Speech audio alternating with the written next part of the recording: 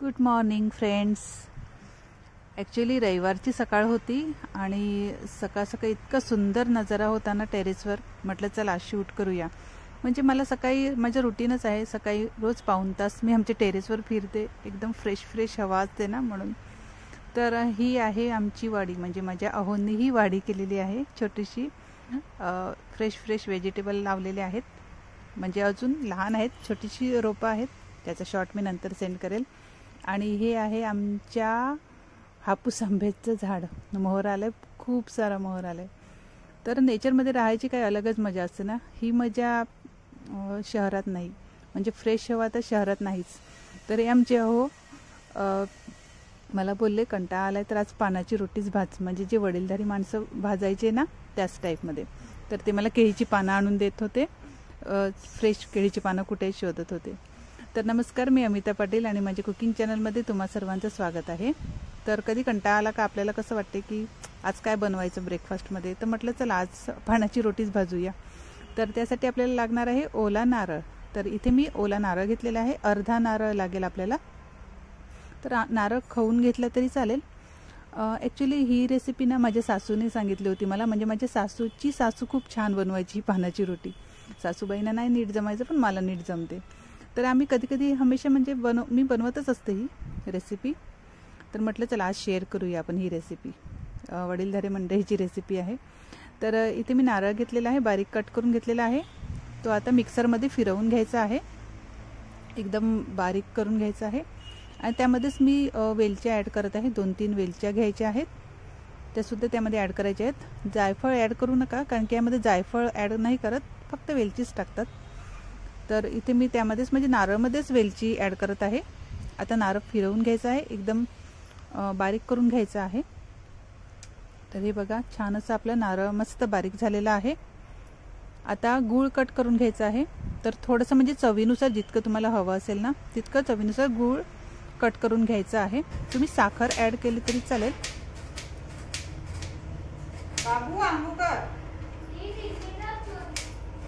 तरी सकाळी सर्व आंघोळीची गडबड असते आणि रविवारी तर फारच आमच्या घरी एकदम खूप सारा आवाज असतो, म्हणजे सकाळी सर्व गडबडी असतात लहान मुलांच्या.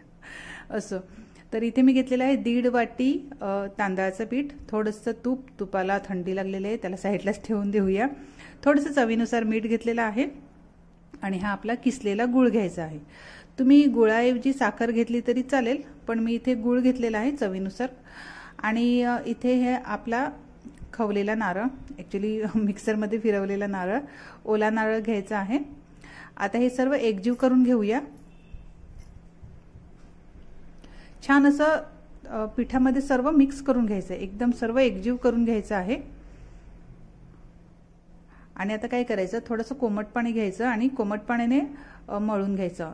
कोमट पाणी नसेल तर तुम्ही रूम टेम्परेचरचं पाणी घेतलं तरी चालेल, पण थंड पाणी नका घेऊ. आणि छान असं मळून घ्यायचं आहे, म्हणजे चपातीसाठी जसं आपण मळतात ना तसं नाही, पण थोडंसं नरमच, म्हणजे थोडंसं सॉफ्टच मळून घ्यायचं आहे. हे बघा आता काय करायचं, आता हे सर्व साईडला ठेवून देऊया. आणि आता केळीची पानं घेऊया. अहोंनी मला मस्त धुवून सुद्धा आणून दिली होती. त्यांना काय सांगितलं का ते एक्स्ट्राच कामं करून देतात. त्यांनी छान अशी पानं मस्त नळाखाली धुवून पण आणून दिली.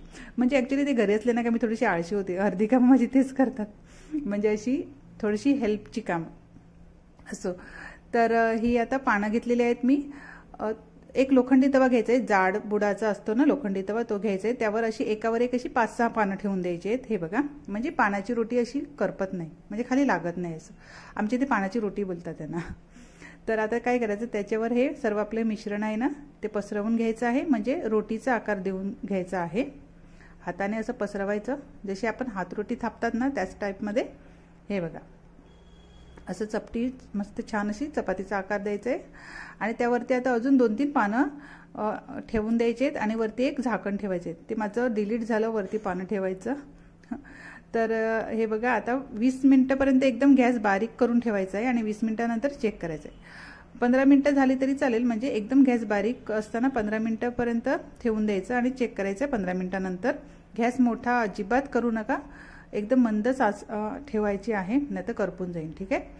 हे बघा आता ही वरची 2-3 पानं आहेत ना ती काढून घ्यायची आहेत. आणि ही आपली रोटी एका डिशमध्ये काढून घ्यायची आहे आणि आता वरती ही जी वर पानं होती ना ती आता तव्यावर ठेवायची आहेत. म्हणजे ही बघा ही जास्त करपलेली नाही आहेत ना. आणि आता त्याच्यावर ही रोटी अशी पलटी मारून घ्यायची आहे. पहिल्यातली लोक चुलीवर करायची पण आता कुठे चूल, तर आता गॅसवरच करायला लागते. तरी बघा छान अशी मस्त एक साईडने भाजलेली आहे. आता त्यावरती अजून 2 पानं ठेवायचे आहेत आणि अजून 10 मिनटं झाकण ठेवून द्यायचं आहे. ठीक आहे, 10 मिनटापर्यंत वाटवायचे.